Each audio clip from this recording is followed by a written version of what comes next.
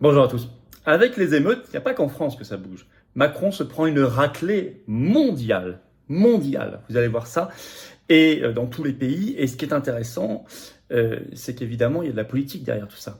De la géopolitique très importante. Les BRICS notamment, qui en profitent.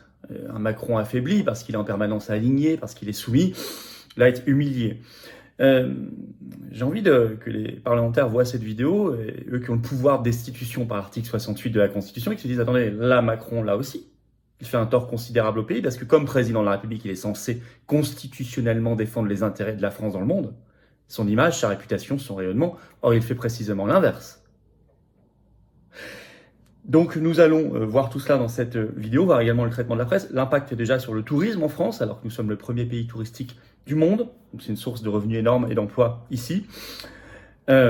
N'hésitez pas à faire circuler cette vidéo, n'hésitez pas à vous abonner à cette chaîne YouTube, vous cliquez sur s'abonner en dessous, c'est un petit bouton, vous cliquez dessus, c'est gratuit et instantané, parce que plus vous êtes abonné, plus les vidéos seront recommandées automatiquement par YouTube, c'est comme ça, plutôt que pas être abonné, donc grand merci à ceux qui l'ont fait et à ceux qui vont le faire, qui ont compris l'intérêt. Profitez-en pour appuyer sur la petite cloche à côté une fois que vous êtes abonné, comme ça vous serez notifié dès qu'il y a une nouvelle vidéo qui sort, ou un direct.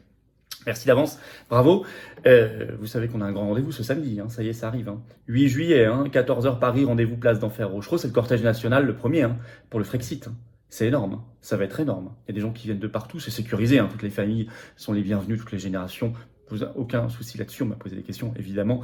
Et par ailleurs, on donnera la parole à des résistants, des personnalités. Il faut venir.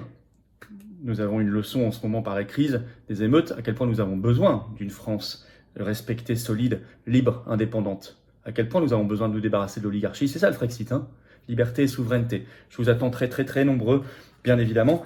Je vous attends, patriotes. Vous voulez mener le combat jusqu'au bout, mais il faut venir. Il faut venir dans cette grande famille, vous serez bien accueillis. Vous y serez magnifiquement accueillis. Et vous rencontrerez des gens comme vous, qui pensent comme vous, près de chez vous. C'est quand même merveilleux, ça aussi. C'est l'inverse de la division et de la solitude. C'est l'inverse chez nous, la doctrine. C'est une doctrine d'anti-oligarchie, de résistance, donc c'est une doctrine de rassemblement. Donc c'est une doctrine de belles valeurs, de liberté, de souveraineté, de paix civile, de justice, de dignité, d'humanité. Ah oui, c'est tout ça les patriotes. Mais j'ai besoin de vous. Je ne peux pas le faire sans vous. On a toutes les forces oligarchiques, on n'a pas reçu un euro d'aide publique jusqu'ici, rien, or on fait. 8 juillet va coûter 10 000 euros au mouvement, la manif, bah oui, sécurisation, la sono, tout le reste. Les affiches, les tracts, les banderoles, etc. Et tout le reste, et tout le reste, et tout le reste. On fait, mais je ne peux pas faire sans vous. Il faut venir. Il faut adhérer ou reprendre votre adhésion annuelle dès aujourd'hui. Pas remettre à demain, jamais remettre à demain, parce que l'oligarchie, elle ne remet pas à demain ses combats. Comment on fait pour adhérer et adhérer? C'est le premier lien sous la vidéo en description. C'est un lien également en commentaire épinglé, une petite fiche maintenant sur l'écran. Et dans les dernières secondes de la vidéo apparaîtra un lien sur l'écran. Je vous laisse le choix. Faire un don de soutien en patriote, c'est le deuxième lien sous la vidéo en description. Tout ça est défiscalisé aux 2 tiers pour vous. C'est-à-dire que si vous mettez 300, ça vous coûte 100. Si vous mettez 60, ça vous coûte 20. En réalité, si vous mettez 20, ça vous coûte 6,60. Si vous mettez 1000, ça vous coûte 330, etc., etc. Bravo aux donateurs, aux réadhérents, bienvenue aux nouveaux adhérents patriotes. Allez, émeute, Macron se prend une raclée mondiale. C'est l'onde de choc d'une crise. Il faut quand même s'en rendre compte, qui fait parler le monde entier.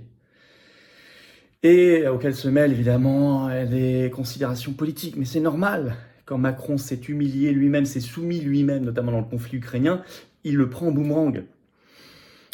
Répercussions également économiques et sociales, on va parler un peu du tourisme.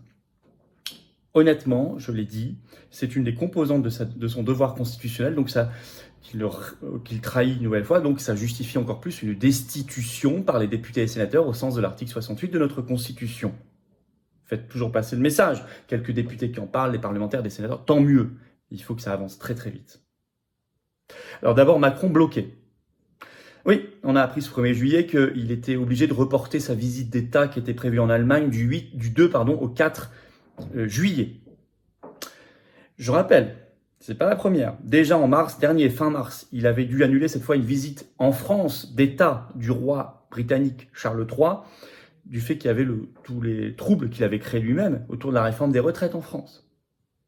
Ça commence à faire beaucoup, Et Macron de plus en plus bloqué. D'ailleurs, au passage, ce 2 juillet, le chancelier allemand Scholz s'est dit préoccupé, je cite, par les émeutes en France. Donc on commence à avoir des attitudes paternalistes, ce qui est humiliant. C'est pas fini. Des pays alertent leurs compatriotes contre la France. Là, c'est la tiers-mondisation de la France. Normalement, on fait ça pour les zones de guerre. Non, non, là c'est sur la France. En pleine saison touristique qui commence. C'est très dégradant pour notre pays. BFM TV rapporte ça ce 30 juin. Le titre « Émeute, les États-Unis et le Royaume-Uni mettent en garde leurs ressortissants présents en France ». On parle de la France, pas de l'Afghanistan, de l'Irak, d'Ukraine ou quoi que ce soit, on parle de la France. Les États-Unis l'ont fait dès le 29 juin, le Royaume-Uni le 30 juin, on cite des diplomates britanniques et américains qui disent d'éviter certaines zones et les rassemblements en France. Rendez-vous compte. Mais d'autres pays vont aller plus loin en profitant de cette affaire pour faire de la politique au niveau international et humilier Macron. Et là, on parle surtout des BRICS, Brésil, Russie, Inde, Chine, Afrique du Sud, et de leurs alliés. Face à une France déjà affaiblie par son alignement systématique sur Washington. Si la France n'était pas affaiblie, si la France était respectée parce qu'elle incarnait une voix propre, une certaine idée de la France, comme disait le général de Gaulle, alors cette crise-là ne serait pas le prétexte pour ces pays-là de nous humilier. Mais là, ils le font vis-à-vis de Macron, ils s'en privent pas. Parce que Macron ne cesse de leur donner des leçons et parce que Macron ne se montre pas comme un chef digne, debout, libre. Ainsi, le Figaro, le 1er juillet, sort un article, le titre « L'Algérie rappelle à la France son devoir de protection envers ses ressortissants ». Ça a été en ce sens un communiqué du ministère des Affaires étrangères algérien du 29 juin. Donc l'Algérie, la Chine. Article de BFM Business ce 2 juillet, le titre « Émeute, Pékin proteste après l'attaque d'un bus de touristes chinois à Marseille ». Protestation officielle par le consulat général de Chine à Marseille. Dans un communiqué, je cite, le consulat général appelle la France à assurer la sécurité des ressortissants chinois et de leurs biens. En effet, ce 29 juin à Marseille a été attaqué un bus rempli de touristes chinois avec des bris de vitres, etc. Certains sont blessés, etc. Imaginez l'image. La Russie. Alors là, la Russie, c'est humiliation totale. Vous avez un tweet de Dimitri Medvedev ce 1er juillet sur son compte Twitter. Il l'a écrit en français. Medvedev, je rappelle qu'il a été président de Russie entre 2008 et 2012 et aujourd'hui il est vice-président du Conseil de sécurité de la Fédération de Russie. Écoutez, je vais vous lire le tweet qu'il a mis en langue française. Écoutez bien, je le cite. Macron a dit plusieurs fois qu'il était du côté de l'Ukraine. Il est peut-être temps de mettre un terme à cette diarrhée verbale et de se ranger du côté de la France. Il ajoute « L'argent dépensé en vain pour les armes destinées à la bande du drogué Zelensky aurait pu être utile aux Français ordinaires. » Je ne sais pas à quel niveau d'humiliation contre Macron on est là, mais on est à un très haut niveau. Même l'Iran, évidemment, ces pays jouent. BFM TV le 2 juillet, le titre « Émeute, l'Iran appelle la France à mettre fin au traitement violent de sa population ».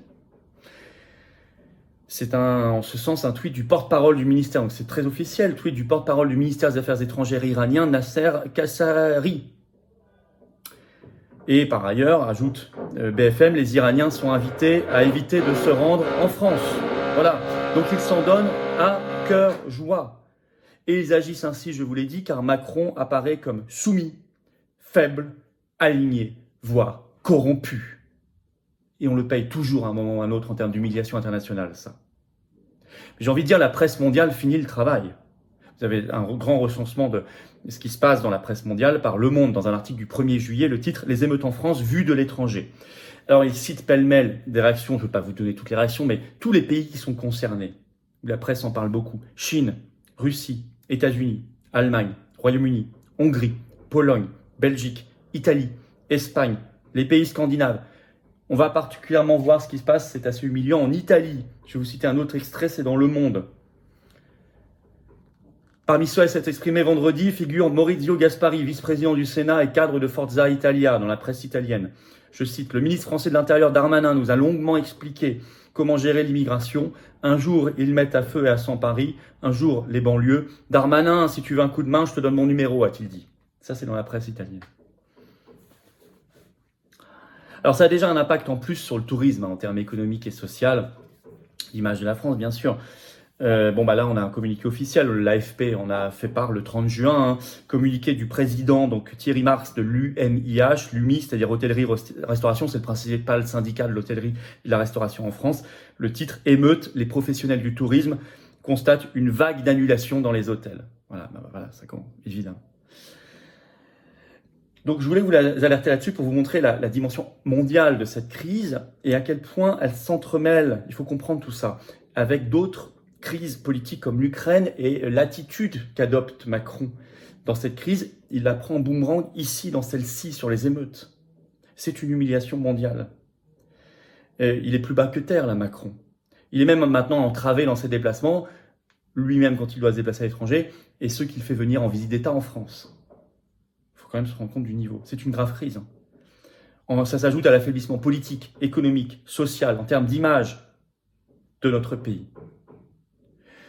Pour un chef d'État, c'est une humiliation inédite, mais sa personne, on s'en fiche. Le problème, c'est institutionnellement ce qu'elle représente, ce qu'il est censé représenter constitutionnellement. Ça justifie encore plus son départ et sa destitution au titre de l'article 68 de la Constitution, je l'ai dit. N'hésitez pas à envoyer cette vidéo à votre député et à votre sénateur. C'est important. Et à faire circuler tout ça, il faut que les Français ouvrent les yeux et prennent conscience, pour ceux qui ne l'ont pas encore fait. Beaucoup l'ont fait heureusement, certains pas encore. On est là pour leur ouvrir les yeux. Partagez cette vidéo, abonnez-vous à cette chaîne YouTube si vous voulez bien, vous cliquez sur s'abonner en dessous, c'est instantané et gratuit, je vous l'ai dit, ça fait mieux circuler les vidéos. Plus vous êtes abonnés, plus les algorithmes de YouTube vont tourner, vont faire autant de bruit que ce qu'il y a derrière, et ils vont nous permettre de toucher des gens qui ne nous connaissent pas encore, de les transformer, de gens peut-être un peu endormis, en résistants réveillés, c'est important. Merci à vous, merci à ceux qui se sont abonnés récemment. On se retrouve samedi 8 juillet, 14h Paris, rendez-vous place d'Enfer Rochereau pour le grand cortège national pour le Frexit. C'est rien d'autre que notre libération et c'est un combat anti-oligarchique de liberté et de souveraineté. Je vous attends très nombreux, c'est parfaitement sécurisé bien sûr. Les familles sont les bienvenues. Je vous attends les amis aux patriotes. Ça c'est la carte orange. Elle aussi elle fait du bruit. Elle aussi elle a envie de vous rejoindre et vous venez me rejoindre, venez vous battre à mes côtés. Moi je veux me battre à vos côtés. On n'y arrivera pas seul, chacun dans notre coin. Non, ça c'est un mythe. Ça, personne n'y arrivera. On n'y arrivera pas avec les égos, le sectarisme et la solitude. On y arrivera ensemble. Il faut se battre. Vous pouvez adhérer, réadhérer dès maintenant. Je vous invite à le faire parce que l'oligarchie nous attaque dès maintenant et qu'on ne se bat pas que pour nous. On se bat pour nos enfants et nos petits-enfants, surtout en ce moment. On se bat pour notre France et notre humanité. C'est ça que vous proposent les patriotes, qui n'ont pas reçu un centime d'aide publique jusqu'ici, rien, pas d'aide des banques, mais qui alertent, qui font concrètement. Comment on fait pour adhérer ou reprendre son adhésion annuelle quand elle est plus à jour? C'est le même lien. C'est le premier lien sous la vidéo en description, c'est un lien que j'ai mis également en commentaire épinglé. Dans quelques secondes apparaîtra le même lien sur votre écran. Sous la vidéo en description, le deuxième lien est pour faire un don de soutien aux patriotes. Tout ça, adhésion, don, est défiscalisé aux 2/3 pour vous. Voilà. Et en plus, on ajoute des avantages personnels, maison, c'est expliqué sur notre site, allez voir pour certaines adhésions, dons, au-dessus d'un certain niveau, mais quel que soit le montant, c'est utile, vital pour le mouvement et vous serez les bienvenus. Bravo aux donateurs réadhérents, bienvenue aux nouveaux adhérents patriotes du fond du cœur et vive la France.